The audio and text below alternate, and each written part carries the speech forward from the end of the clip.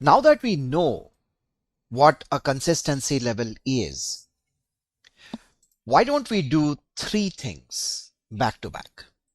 Number one, let's look at how consistency level plays a role in the case of writes, that means put operation. And let's also take a look at how consistency level plays a role for read operation. And then why not put both of them together and see how collectively these two play a critical role. So let's begin with the put operation or the write. So here you can see that we've got the coordinator node that the client reaches out to. Replication factor is 3. We know after hashing it turns out to be N2, and then I walk the cluster clockwise, N3 and N4, and that's how N2, N3, N4 are the replica nodes.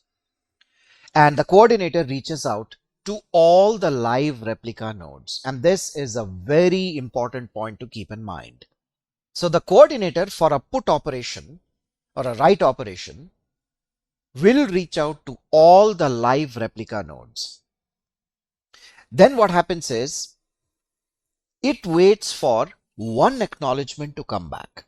So after reaching out to all the replica nodes, all of these replica nodes are going to start responding back. So it just waits for one. And the moment you get that response, right, you acknowledge it back to the client, the other nodes can asynchronously acknowledge if at all. And the reason why I'm saying if at all, even if node, in this case, let's say N3 has responded back, right, N4 and N2 would respond back at a later point in time. Even if they don't respond back, it's okay. And the question is, it's okay for who? It's okay for the client. The client has explicitly instructed the coordinator, Cassandra, that look, I'm interested in ensuring that the data is saved at least in one node out of the 3. As long as you can guarantee me that, I'm good. And honestly speaking, I don't care which replica node you succeed. So here you realize that if N2 were to go down, it's okay. Hashing indicates that N2 is my replica 1. But do note, based on the replication factor and the snitch, I do have figured out N3 and N4 also as a potential destination of my data. So even if N2, which happens to be the IP address after my hashing, if that goes down, who cares? Similarly, N3 or N4. So after a successful put operation at consistency level 1, my guarantee is 1/3.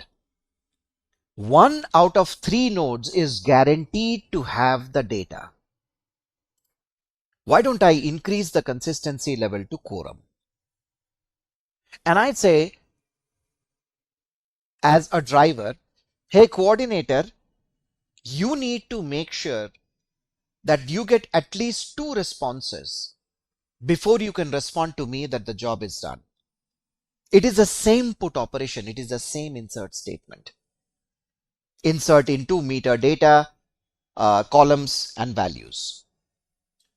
So what will end up happening? As always, the coordinator will send it to all the live replica nodes. And I use the word live because if a node is down, and we know how to figure out a node is down, gossip. If a node is down, I'm not going to send the request to that. Makes no sense because I'm going to time out. So in this example, I've assumed that all the nodes are up and running. So sends to all the live replica nodes, then it waits for the quorum number of nodes to respond back. And we know what quorum is. If replication factor is 3, quorum is equal to 2. I just paid the currency of time.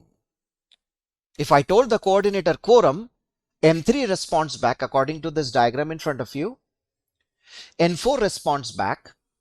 That comprises of quorum number of responses. So you notice the coordinator waited. And that is the currency of time that I'm talking about. So N2 can respond back at any point in time. So it's very important to observe that the same insert statement, the same put operation at consistency level 1 took 5 microseconds to run. The same insert statement at quorum took 10 microseconds to respond. That means my query slowed down. I paid the currency of time. And in exchange, what did I get? I basically got the guarantee that 2 out of 3 nodes will have the data. So in exchange of time, I got guarantee. And obviously, if I want to extend that to all, right, let me go back to that picture. If I extend that to all, my response time from Cassandra coordinator is going to be, let's say, 120 microseconds. It has slowed down even more. But if a put operation at consistency level all succeeds, then I know for a fact all the replica nodes has the data. One important aspect that I want to bring here is, let us consider a situation that one of the nodes is down. Let's assume N4 is down, and I, the client, am asking the coordinator, hey, why don't you go out there and insert the data, do a put operation at consistency level all. Know very well that one node is down. Do you think the coordinator will be able to achieve consistency level all? Not possible. It cannot achieve consistency level. So replication factor, as we have seen until now, is a guideline, but consistency level is a rule. So if the coordinator finds that you are looking to operate at consistency level all and one of the nodes is down, the coordinator will straight away respond back to the client with an exception saying that I cannot take this put operation at all. Your insert, your put operation will fail and the coordinator will not pass the data to any node. This is called as immediate failure, fail fast, if you will. So that means, is the Cassandra cluster available? Yes. Is your data available? No. Because you're unable to insert the data for that particular partition.